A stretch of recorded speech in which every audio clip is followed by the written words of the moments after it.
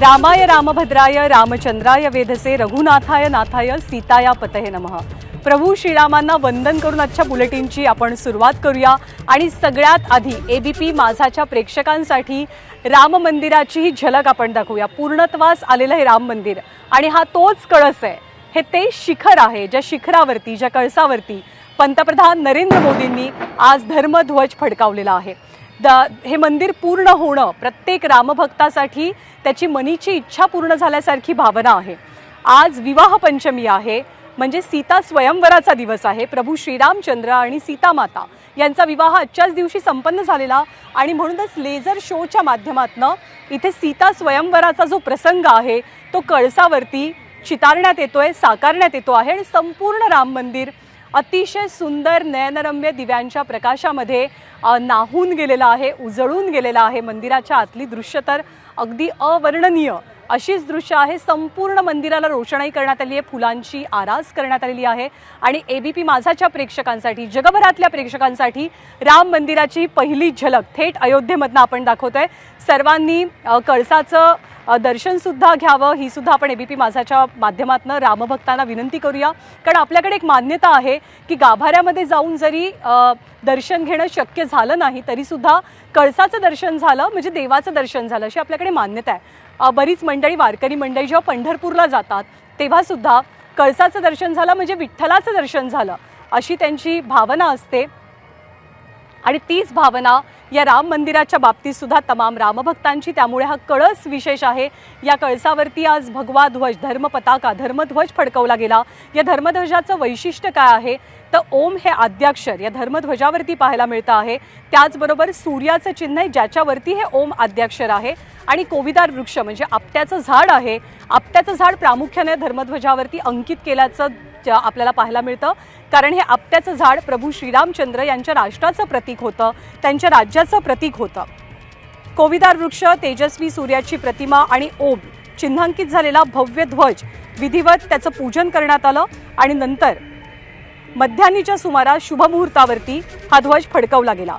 या ऐतिहासिक सोहळ्याला पंतप्रधान नरेंद्र मोदींसह सरसंघचालक मोहन भागवत, उत्तर प्रदेशचे मुख्यमंत्री योगी आदित्यनाथ यांच्यासोबत अनेक दिग्गजांनी हजेरी लावलेली होती। पंतप्रधान नरेंद्र मोदी आणि सरसंघचालकांनी एकत्रितरित्या श्रीरामाचं पूजन केलं, ध्वजारोहण केलं। ध्वजारोहणासाठी हजारो भाविक अयोध्येमध्ये आलेले आहेत, पण आज सर्वसामान्य भाविकांसाठी मंदिर मात्र बंद आहे।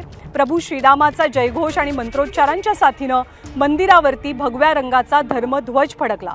पुढच्या 10 वर्षात आपल्याला मानसिक गुलामगिरीमधनं स्वातंत्र्य हवं आहे आणि त्यासाठी ताकद हाच भगवा धर्मध्वज आपल्याला देईल असं पंतप्रधान नरेंद्र मोदींनी सांगितलं। हा भगवा धर्मध्वज म्हणजे प्रेरणेचा एक अखंड स्रोत असल्याचं त्यांनी म्हटलं। देशाचं सामाजिक आणि राजकीय वातावरण ज्या अयोध्येभोवती ज्या राम मंदिराभोवती अगदी अनेक वर्ष फिरत राहिलेला आहे तिथल्याच मंदिरावरचा राम मंदिरावरचा ध्वजारोहणाचा हा ऐतिहासिक सोहळा इतिहासामध्ये सुवर्ण अक्षरानं कायमचा कोरला गेलेला आहे आणि शेकडो वर्षांची वेदना संपलेली आहे, शेकडो वर्षांची प्रतीक्षा संपलेली आहे। अनेक वर्षांचा संघर्ष, अनेक वर्षांचा संयम रामभक्तांनी दाखवला हे मंदिर पूर्णत्वास जाण्यासाठी आणि याच मंदिराची ही खास दृश्य एबीपी माझाच्या प्रेक्षकांसाठी। सध्या मंदिराच्या कळसावरती लेझर शो सुरू आहे आणि सीता स्वयंवराचा जो प्रसंग आहे तो सीता स्वयंवराचा प्रसंग या कळसावरती आपल्याला पाहायला मिळतो आहे। त्यामुळे प्रभू श्रीरामांच्या नगरीमध्ये आज चैतन्यदायी वातावरण आहे। हे राम मंदिर पूर्ण झालेलं आहे। पंतप्रधान नरेंद्र मोदींनी या ध्वजारोहण सोहळ्यानंतर काय प्रतिक्रिया दिली आपण पाहूया।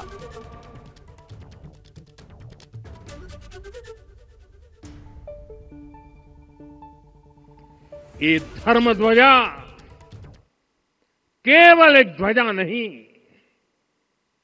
ये भारतीय सभ्यता के पुनर्जागरण का ध्वज है। ये ध्वज संकल्प है, ये ध्वज सफलता है, ये ध्वज संघर्ष से सृजन की गाथा है, ये ध्वज सदियों से चले आ रहे स्वप्नों का साकार स्वरूप है। जैसा सपना देखा था उन लोगों ने, रामदास स्वामी ने कहा था, स्वप्नी जे देखिले रात्रि ते तैसेची होतसे। ऐसा सपना उन्होंने देखा था, बिल्कुल वैसा। और मैं कहूं कि उन्होंने जो सपना देखा था उससे भी अधिक भव्य और अधिक सुंदर ये मंदिर बन गया है। हमारे हृदय में वो निश्चय का सृजन करे, तपस का सृजन करे, ये शुभकामना मैं आप सबको देता हूं। एबीपी माझा, उघडा डोळे बघा नीट।